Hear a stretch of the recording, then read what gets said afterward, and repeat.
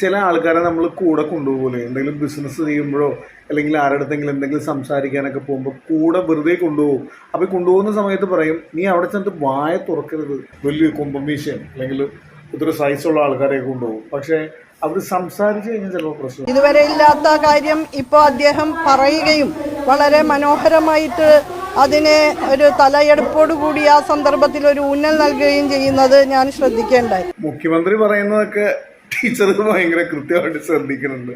Teacher സ്വയം പറയണത് എന്താണെന്ന് ടീച്ചർക്ക് ഒരു ശ്രദ്ധയില്ല. എൻ്റെ പൊന്നു മാധ്യമ സുഹൃത്തുക്കളെ, ഇങ്ങനെയുള്ള വലിയ വലിയ ചോദ്യങ്ങളൊന്നും ആ പാവം ടീച്ചറുടെ അടുത്ത് ചോദിക്കില്ല. സത്യത്തിൽ ആ ടീച്ചർ ഒരു പാവമാണ്. എന്തൊക്കെയാണ് പറയേണ്ടതെന്ന് ഒരു പിടുത്തമില്ല. വെറുതെ ഓരോന്നും പറഞ്ഞിട്ട് എന്തെങ്കിലും ട്രോൾ ഉണ്ടാക്കാനുള്ളൊരു വഴി നിങ്ങളായിട്ട് ഉണ്ടാക്കി കൊടുക്കില്ലേ?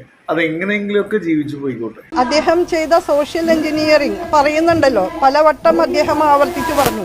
എന്ത് തരത്തിലുള്ള സോഷ്യൽ എഞ്ചിനീയറിംഗ് ആണ് അദ്ദേഹം തെരഞ്ഞെടുപ്പിൽ നടത്തിയിട്ടുള്ളത് എന്ന് പരിശോധിച്ചാൽ നമുക്ക് കാണാൻ സാധിക്കും. ചില ആൾക്കാരെ നമ്മൾ കൂടെ കൊണ്ടുപോകുമല്ലോ, എന്തെങ്കിലും ബിസിനസ് ചെയ്യുമ്പോഴോ അല്ലെങ്കിൽ ആരുടെങ്കിലും എന്തെങ്കിലും സംസാരിക്കാനൊക്കെ പോകുമ്പോൾ കൂടെ വെറുതെ കൊണ്ടുപോകും. അപ്പോൾ കൊണ്ടുപോകുന്ന സമയത്ത് പറയും, നീ അവിടെ ചെന്നിട്ട് വായ തുറക്കരുത്, വായ തുറന്നാൽ മൊത്തം പാളിപ്പോകുമെന്ന് പറയും. ആരെങ്കിലും എന്തെങ്കിലും പൈസ വാങ്ങിച്ചിട്ട് തിരിച്ചു ചോദിക്കാനായിട്ട് പോകുമ്പോൾ കൂടെ ഇത്രയും മസിലും ഇത്ര സൈസുള്ള ആൾക്കാരെ കൊണ്ടുപോകും. പക്ഷേ അവർ സംസാരിച്ച് കഴിഞ്ഞാൽ ചിലപ്പോൾ പ്രശ്നമില്ല. സംസാരം കേട്ട് കഴിഞ്ഞാൽ മനസ്സിലാവും, ഇതിനെ കൊണ്ടൊരു കാര്യമില്ല. അതുപോലെയാണ് ടീച്ചറുടെ കാര്യം. Wherever I go I take my home in my head എന്നൊക്കെ പറഞ്ഞു. അപ്പോഴാണ് എനിക്ക് സത്യത്തിൽ കാര്യം കൃത്യമായിട്ട് മനസ്സിലായത്. പാവപ്പെട്ട മനുഷ്യരാണ് ദളിത് വിഭാഗങ്ങൾ. എത്രയോ തലമുറകളായിട്ട് അവരനുഭവിച്ച പീഡനങ്ങളും ചൂഷണങ്ങളും അസമത്വങ്ങളും വിവേചനങ്ങളും എല്ലാം അവരുടെ ജീവിതത്തിൽ വലിയ പരിക്കേൽപ്പിക്കുന്നുണ്ട്.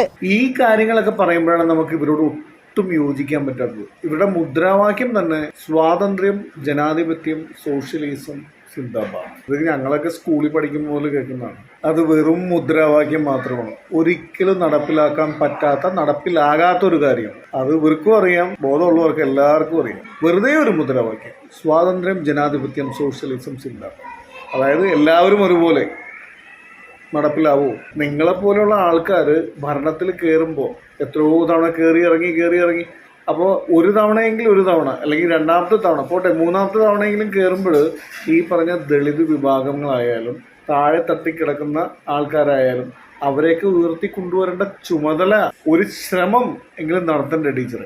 നമ്മൾ ഭരണത്തിൽ ഇരുന്നിട്ട് താഴത്തിറങ്ങി രണ്ടാമത്തെ ദിവസം മുതൽ ഈ ഭരണത്തിൽ കയറി ഒന്ന് ഇരിക്കാൻ പോലും സമയം കൊടുക്കാതെ ഇങ്ങനെ കുറ്റം പറഞ്ഞു തുടങ്ങിയാലോ?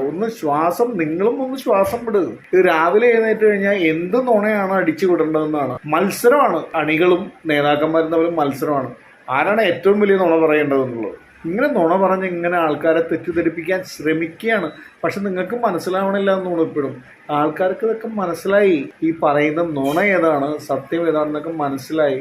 വെറുതെ നിങ്ങളിങ്ങനെ മോശക്കാരാകാന്നല്ലാതെ ആൾക്കാരെ മനസ്സിലുള്ള ചെറിയൊരു താല്പര്യം കൂടി ഇല്ലാതായിക്കൊണ്ടിരിക്കുകയാണ്.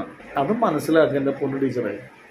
അപ്പം അതുകൊണ്ട് തന്നെ കൃത്യമായ ആശയ വ്യക്തതയോടെ സമീപനം സ്വീകരിക്കണം. അവരെ സഹായിക്കണം. അവർക്ക് ബാധ്യതയുണ്ട്, പ്രതിബദ്ധതയുണ്ട്. ഇത്രയും നാൾ നിങ്ങൾക്കില്ലാതിരുന്ന പ്രതിബദ്ധത ഇപ്പൊ കയറി ഒരാഴ്ച ആകുമ്പോഴേക്കും അവർക്ക് പ്രതിബദ്ധത വേണമെന്ന് പറയാനായിട്ടൊരു ടൈം കൊടുക്കുക. അവരൊന്നും കാര്യങ്ങൾ മനസ്സിലാക്കട്ടെ. അപ്പോൾ ഈ 10 വർഷത്തിനിടക്ക് 14 പ്രാവശ്യമാണ് അവരെ ഒഴിപ്പിക്കാനായിട്ട് ചെന്നത്. ഈ 15ാമത്തെ തവണയാണെന്ന് ഇപ്പോൾ ചെല്ലുന്നത്. ഇത്രയും നാള് 14 തവണ ഒഴിപ്പിക്കാൻ പോയപ്പോൾ എന്തെങ്കിലും ഒരു പ്രതിവിധി ഉണ്ടാക്കാനുള്ള ഒരു ശ്രമം നിങ്ങളുടെ സർക്കാരിന്റെ ഭാഗത്തു നിന്ന് ഉണ്ടായില്ലല്ലോ. ഇനി അവരൊന്ന് ശ്രമിച്ചു നോക്കട്ടെ. അപ്പോഴേക്കും നിങ്ങളത് തീരുമാനം എടുക്കല്ലേ. അവരെ കൊണ്ട് പറ്റില്ല.